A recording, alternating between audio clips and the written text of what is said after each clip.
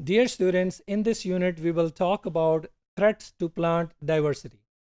As plants are very vital component of our ecosystem, living without plants or the less number of plants it could be very disastrous to not only humans but also the animals and overall ecosystems.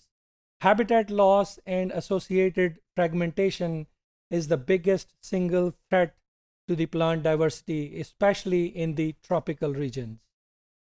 Now, the other threats to plant diversity includes degradation, overexploitation, deforestation, introduction of invasive species to the other areas, pollution, and anthropogenic climate changes.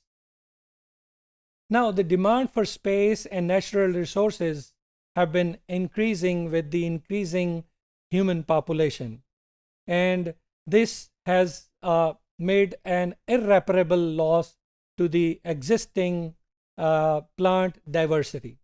As the forests are disappearing, thousands of plant species and animals that depend on these plants are near to their extinction. A recent study has shown that more than 13,000 species of the world's vascular plant flora, they have become neutralized somewhere outside their native range as a result of human activity. Air pollution, increase in greenhouse gases, and nitrogen deposition are also threatening plant diversity.